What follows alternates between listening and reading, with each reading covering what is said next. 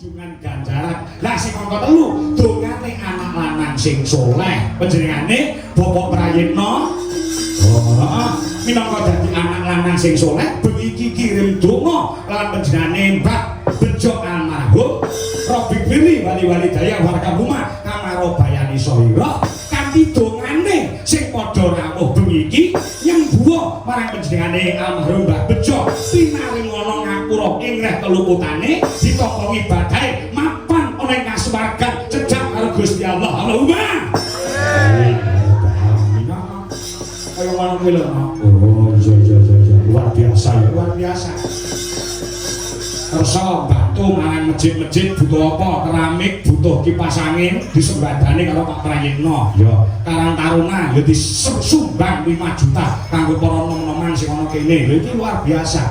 Piyayi sugih kuwi akeh. Wong duwite pirang-pirang ya akeh ning sing duweni rasa peduli, sing duweni rasa amale jariahe tinggi kuwi arang-arang malam ini dibuktikan Pak Prayitna bener-bener uripe kanggo sedekah marang somo samane urip kula tepuk tangan buat Pak Prayitna sak keluarga. Ya ngono ya maaf. Saya tambah 5 juta gimana? Nyawang apa-apa di Padang itu. Iya maaf. Ngesake dawuh semoga-moga entuk ridane Gusti Allah Subhanahu wa taala. Ya apa sing dadi hajate, niate, ngrenteke panjenengane Bapak Haji Insinyur Prayitna sakeluarga. Ngono utamane Mbah Putri bagian tansah pinaringono bagas manas sehat walafiat panjang yuswa awet lek momong putra wayah buyut. Allahumma amin ya rabbal alamin. Lan para putra-putra Bu Surit ya putrane Mbah Giem Pak Mulyani Pak Prayitna sing angka 3 sing angka 4 Mas Giyatno. Mas Giyatno kuwi daleme kuwi sing mara ning nggonku. Sing mara ning nggonmu karo Mas Agus mara ning iku poso-poso kae balikan bartaweh diwehangan kok kamu pengunjung tembek kula saged. Ya iya nggih nek saged biasane sementen ora ngerti kok sing anggap direktur utama. Ya terus sing angka 5 panjenengane Bu Wahyuni sing pungkasan panjenengane Mas Agus Wahyudi sing menggawe ana ing Ringo tanggaku. Saiki ngasta dadi staf ana ing BRI. Ngono wae jan putra-putrane Mbah Giem kuwi mapan kabeh ya mapan kabeh. Ngono wis arek Ndedawa yuswa ya apa manjang yuswa. Ngono panjenengan Mbah Giem nyawang para putra-putra sing padha berhasil, padha sukses. Ngono ya. Wis tak dawuh yen ngono. Apa? Aku mau sore pas pengajian 10 menit mau aku nulis di panggung ini mau nulis tembang kanggo panjenengane Pak Prayitna sak lagu. Iki hajate apa? Secara mendadak, secara spontanitas tak gawe khusus untuk menghargai uang 5 juta. Ayo tembang Mas Bowo, ayo Mas Bowo. Ya, bengi iki acarane apa sing duwe gawe apa, dongane apa tersirat dalam tembang sinom. Tembang sinom. Ayo Mas. Ya, dua. Maka ditembangke. Dadak ku nek enek kelera-klerune nyuwun pangapunten lawan para pinisepuh, adi sepuh, para warga masyarakat, bulurah sing lenggah itu sing lestari. Lenggah kene iki ora tau bersih desa. Sik ta rasane. Ora tembang wae. Ayo Mas Bowo. Yes. Pengetan halal bi halal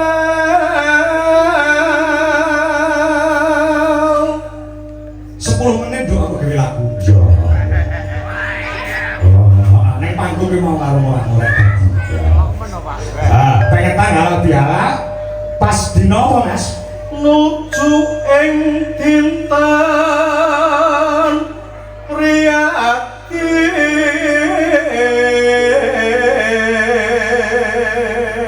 riyaya utawa saka Riyadin kuwi wancine apa Mas? Pangapura ing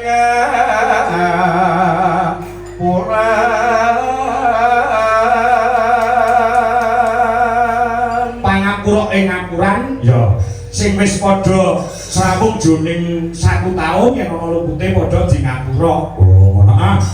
Ya ora kena jotakan, ora kena nenengan, ya mumpung ana dina sing becik kanggo rek ing ngapuran utamane tangga teparo. Oh ngono ah. Terus mugi Gusti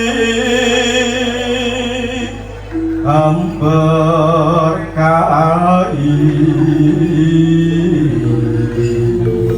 mugi Gusti amberkahi kanthi gelaring ringgit gelaring ringgit kok nanggap wayang no. Oh ngono ah. Ya terus rasa syukur ring yuang aku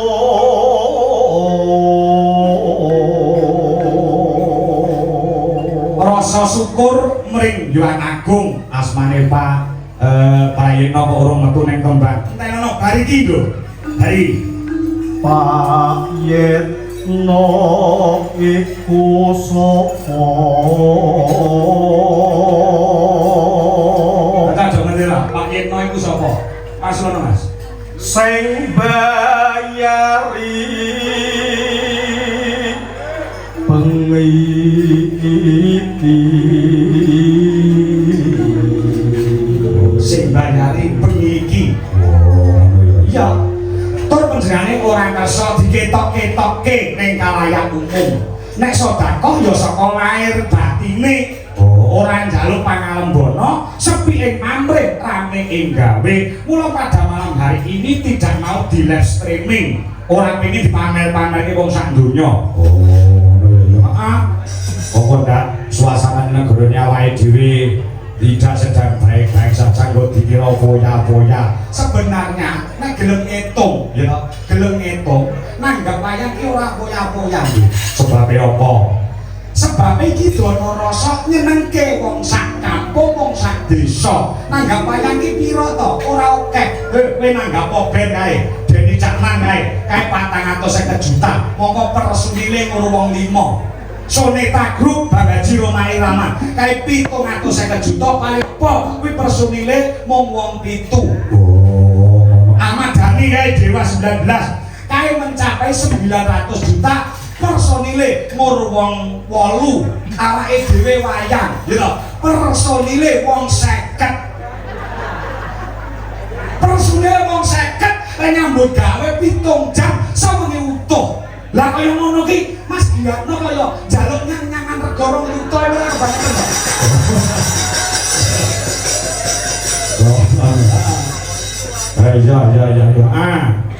tutup karo Masne Haji mereka selalu Haji Prayitna panjang iswa bang barokah banget sehat walafiat amin terus sing bayari bengi iki Pak Prayitna sing pungkasan Mas entekno Mas ya sedekahe sedekahe Pak Yetno dos pundi Mas mugi berkah lan barokah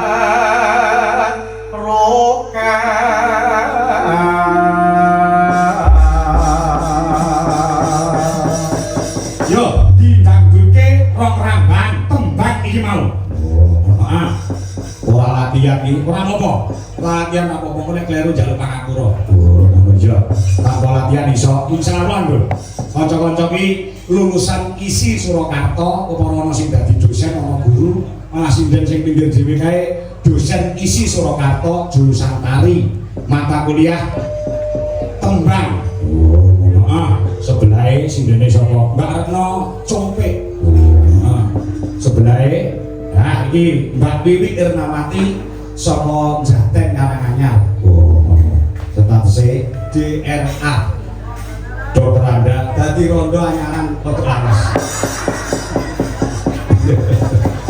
Wah, terus sebelahnya siapa? Sebelahnya Mbak Okvalika saka Sidoarjo, Surabaya. Nah, si sebelah ini Cik, Mbak Okvalika ya Cik Pralan. Sebelah ini ya Cik Gadis no. Sapa? Sing cumlorot iki mau aku diparingi kenang-kenangan karo panjenengane Bapak Haji Rayekno wujud akeh. Oh, akeh no. Iki mau aku ora ngerti iki Mas apa ora, tak takone karo si Wanda almarhum. Iki Mas Randa, anu Pak, cobi Pak, Mas lan mboten iki jenengan lebetaken riyin. Bantah abone, mak bleng Mas. Mas Mahmud. Diparingi akeh karo tandha tresna. Terus sing pinggir dhewe iki Bu Dwi Kurniawati. Oh, gawat saka omah. Mboke bocah-bocah. Ya, nanggute. Ya, judule lagu apa? Sinom Pak Yetno sing bayari. Ya, dados buka saka saran.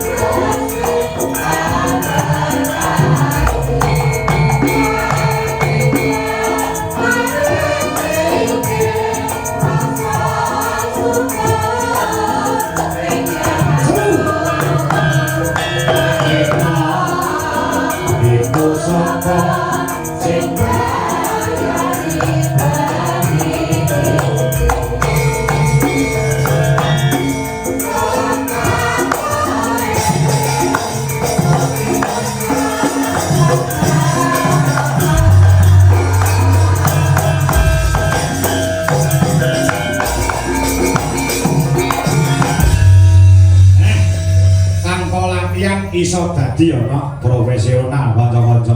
Profesional sindene yo luar biasa walaupun maca secara langsung ning secara tembang yo bisa, intonasine cetok, notasine yo genah. Oh, yogane yo bergas-bergas nom-nom yo.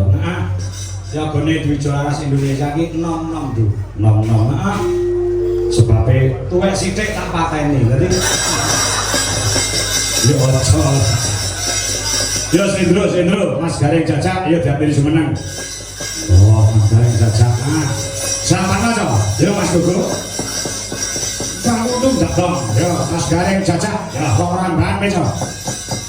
Oh, mergo iki panjenengane Bapak Haji Prayitno, Bapak Insinyur Haji Prayitno. Mengko enggak kundur ning Jakarta, dalem daleme kono. Heeh. Ning panjenengane ora lali karo sejarahe biyen dilairke ana kene. Nek ora kleru SMA-ne ana Margayudan, SMA favorit di Kota Solo. Heeh. Lho dadine luar biasa. Iki wayangan monggo wingi bareng wong Filipina. Ya heeh. Ngono panjenengane sesuk-esuk bubar wayangan langsung terbang ke Jakarta ngurusi perahu-perahu atau kapal-kapal neng Selat Hormuz. Muga-muga liyane ra entuk liwat kampo ning khusus perahu atau kapal Indonesia iso diwenehi panilah saka pemerintah ana ing Iran. Mergo Indonesia ora melu-melu. Indonesia melu-melu wis sak dunia iki do wedi karo wong Indonesia. Utamane karo wong Jawa. Maaf. Lah karo USA lah wedi nduk karo wong Jawa. Wong Jawa ki panganane wae sambel mercon. Bakso ki lho bakso rudal. Ning Surabaya ki ana soto gendruwo. Maaf. Wong luar negeri wedi karo Indonesia. Oh, maaf. Ya, tadi bubare ra entuk padang-padang lah. Iki menjane ngendika karo aku ampun padang-padang Mas Kampung nggih kula ndang balik teng Jakarta. Mula bengi iki ya diirit-irit wektune bubare aja esuk-esuk. Dibubare jam piro? Ya sekitar 1:30 lah. Disuruhan. Ya, coba kayak apa? Yuk Mas Gareng Jajak terang dulu enggak dong, ya.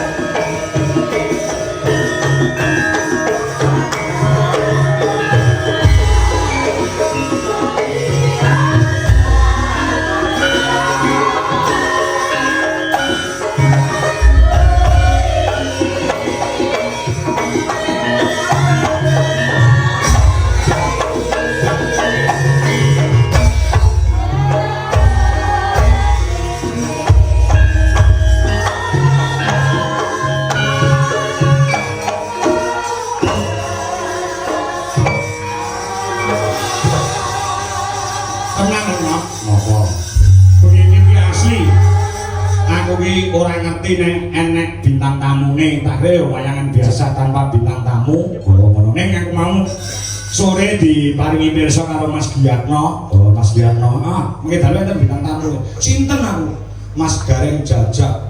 Gareng Jajak tepang mboten Pak Kangko mboten aku mboten tepang ya ora apa-apa mboten napa-napa sing nuwun sewu jenengan ora ngendika dinyang Pak Giyatno pinten 2.000. Lah nggih wong dinyang minggu bayar 800.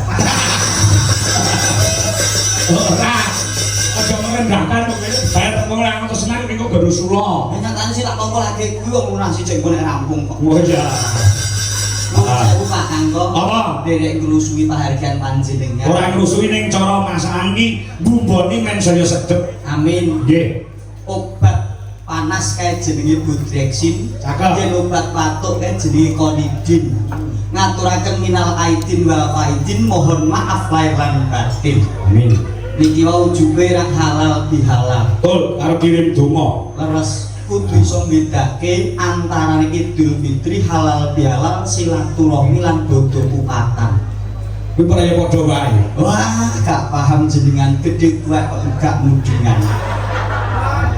Ya, ora kenal ora apa-apa. Ora kenal mboten apa-apa. Ora kenal. Nek Idul Fitri ngono jenenge syariat. Syariat. Nek halal bihalal ngono jenenge masyarakat. Nek apa jenenge silaturahmi ngono jenenge umat.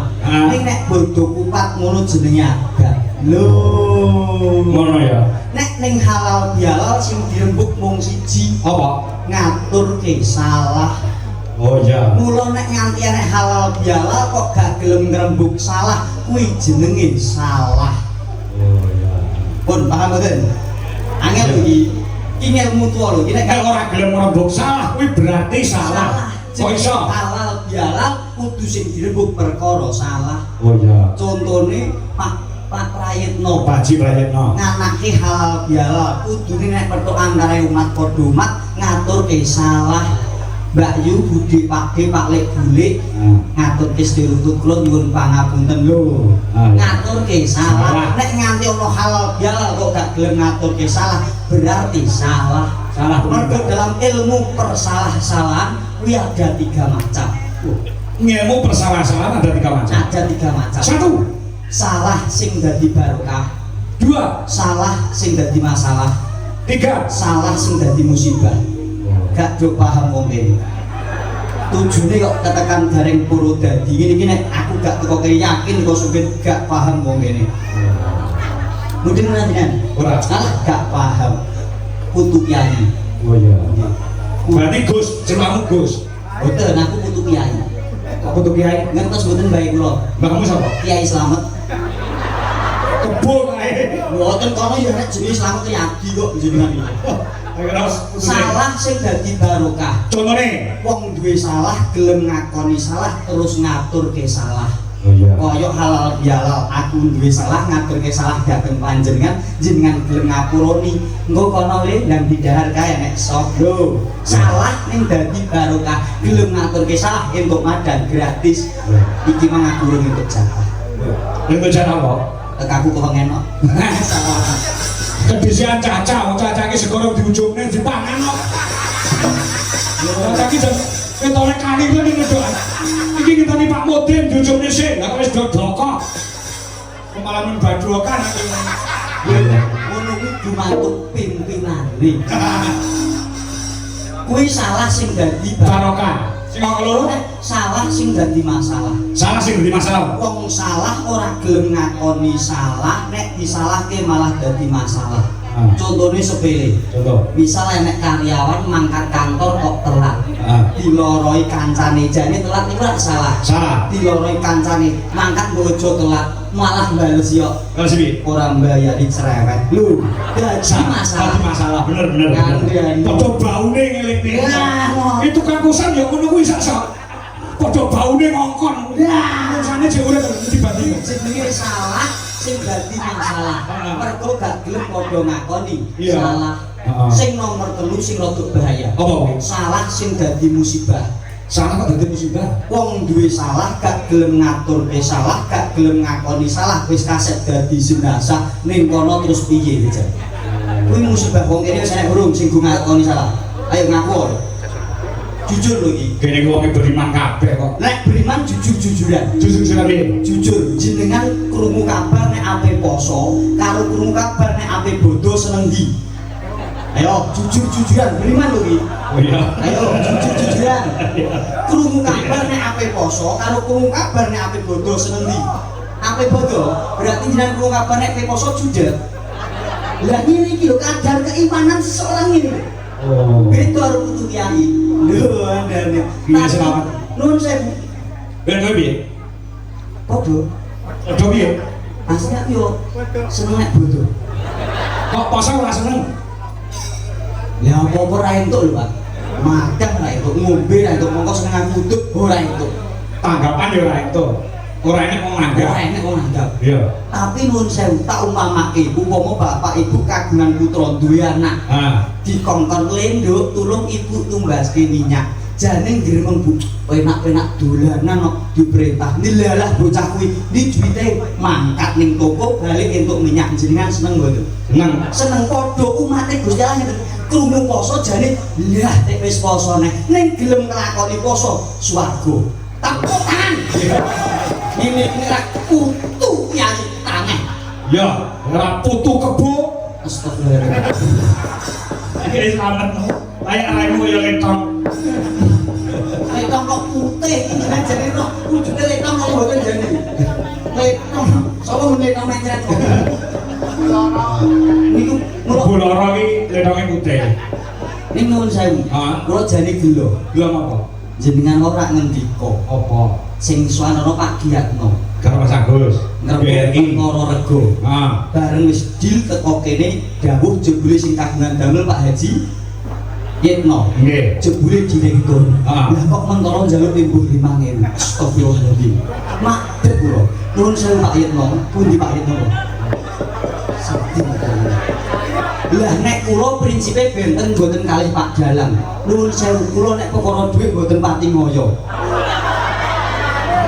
estu ning nuwun sewu Pak Yitno kula namung nyuwun pangestu mawon selama ini nuwun sewu Pak jenengan nek paring pangestu bejo donya bejo akhirat selama ini kula pun duwe anak suwe kali Mbak Salwa Pak putra bareng jenengan kenal karo putrane Pak Masya Allah jenengan karek mengistoni purun mboten ayo Kosek maksudmu piye kok kowe mbek anak karo putrane Haji Kayetno ya ya padha senenge kok Pak kantun jenengan purun mengistoni napa mboten nek purun mengistoni sida dadi jodohku nek ora purun kompensasi Pak kantun jenengan Mang Suli sakniki mboten sasi esuk sedang terbang Jakarta pun jenengan mangestoni napa mboten nek mangestoni sida dadi mantune jenengan nek ora kersa mangestoni kompensasi sing iso jawab aku pripun tumraping kowe kok nganti putrane putra-putrine njaluk Haji Kayetno iki rabi karo kowe tumraping kowe barokah tumraping Mbak Salwa ki musibah lho wong ora salah kok dadi musibah lah kuwi masalah kan yo nonton kok bobot bibit lan bebete to lho mboten perkara bobot bibit lan bebete jenenge apa mesti nyeleke nyeleke apa aku mesti elek jenengan mesti nyeleke lah garek ganti bodoh garek mesti elek sing disenengi Mbak Salwa bukan harkat martabat derajat pangkat mboten sing disenengi apa sing iso gawe senenge atine Mbak Salwa nyatane ket mau ngerti aku guyu-guyu lho aku kok iki perut jati kok ya Pak Kayetno langsung golek tenan lagi iki karek golek pengestu kok kompensasi iki mboten sebabune berkah barokah muga ing wulan Syawal niki Bapak Ibu tak dongakno kaya uler kok iso kaya uler iki uler niku apik napa elek elek uler gateli kok elek sepisan gateli ping pindhone uler niku manggon ning godhong-godhonge rusak manggon ning buah-buahe bosok uler manggon ning untu-untune bolong iya ning nuwun sewu nalikanipun uler kuwi mau gelem nglakoni tirakat poso suwene 40 dina dadi kepompong terus netes dadi kupu-kupu bener kupu-kupu niku apik elek endah apik becik berarti saka sing elek dadi sing apik munggah derajate kandhane ngene gak perlu dadi gak paham kok kene aja kaya ula aja kaya ula lho ula niku nggih poso lho Pak poso piye pun ula niku poso suwene 20 dina mlungker ora mangan ora ngombe nek wis posone rampung blungsuli ganti klambi betul wong kene ya nek ape bodho kurang nganyari klambi oh muni yo enek no ngene iki kan dene wong dadi juga paham kok mula muga-muga sing biyen derajate ndek diangkat dening Gusti Allah kaya dene ular dadi kupu kupu niku sifate becik contone nalika ana griya ana omah kok diencoki kupu terus semangka enek kupu bumah mesti ku enek dayoh sing nggawa rejeki lah muga-muga sedaya pinaringan barokah berkah barokah linambaran pangestuning Gusti Allah ing Riyaya Fitri menika dadi fitrah kaya dene bayi sing lagi lahir amin Allahumma amin tepuk tangan ya Wah luar biasa lah Mas Gareng. Aku butuh kiai kok. Lah iki sing rawuh yo wah pirang-pirang Tumlek-blek nggih. blak-blak kaya ngene iki wah jenenge njane Bapak Haji Insinyur Rayetno iki piyane sing tak aturke kaya mau ning ngarep terus ora perlu dirembuk nek piyai sak desa ana ing bentak kene ki mudeng ngerti nek sedekah iki gedhe sebab Mikir urusan butuh kok. Tene blas ra ndek butuh blas. Iki aku mau krungu kabar karo Pak Prayitno. apa Duwite niku nole ngantek kentekan nol. Pakaian nole. oh iya Ora nek enteke nole niku. Nggonku nol telu kudu gede. nggih Bapak Prayitno ki kersa nuku wayang Mas Gareng. Alhamdulillah. Tumbas wayangku beberapa ditumbas kaor belinya untuk dipasang di kantor supaya seni awake dhewe wayange awake dhewe iki ora bakal ilang lan musnah saking Nuswantara. Amin amin ya. Tuku payon loro lho Mas. Gunungan loro ki larang. Itulah seni. Oh, seni iki lek dijaluk digake nek dituku larang. Alhamdulillah. Nggih. Diwenehi pas gugatan tetembangan ya Mas. Manggaken. Kanggo penjenengane Bapak Haji Prayitno, dari Pak Joko, ya, so dari Pak Ahon. Oh iya, diwenehi tetembangan sing sigrak, sing gumyak. Oh, ya. Nek mau lagu seragenan, tak kira wis ora nggumunke tumraping para warga masyarakat. Iki Ngono ya, diaturi lagu Banyuwangenan ya Mas. sendika. Nah, wah, aku nyuwun suwantene menjane Bu Dwi Kurniawati sing karo Mbak Wiwi Irnawati ngiras pantes Mbak Retno Compe. Oh, ana telu. Ya. Lagune apa? Kok iki cara Banyuwangenan sih, mergo Indonesia itu kaya dengan budaya, setiap daerah mempunyai ciri khas tembang masing-masing dan gaya masing-masing. Nah, yo diaturi jumeneng lagune apa? Loro Sesigan. Oh, kok bar iki dangdutane Sragenan paketan pisan pindho sing aturke sing nom-nom. Ki waranggono pini sepuh. Rada diperhalus sithik to Pak. Apa? Senior. Senior ya. Senior. Ya. Iki wis kena nggih ngendang, Go. Sing ngendang cara Banyuwangenan wingi kecelakaan karo nyoba ilmu iki glendho iki dipapane nggon sikil. Oh, tak tegas tapak palune kapan? Nggih ngoten yo dadi. Glendho iki payune mubeng kaya ngono kae. Nggih, iki papane nggon jempolane. Masyaallah. Wis sempal. Wis alhamdulillah wepe jumbo karo ama perbuatan.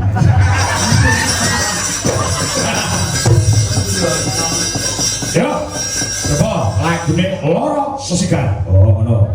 Ciri khas Banyuwangenan pakai gamelan Bali Pulau Dewata. Yuk, dados para kanca, yuk.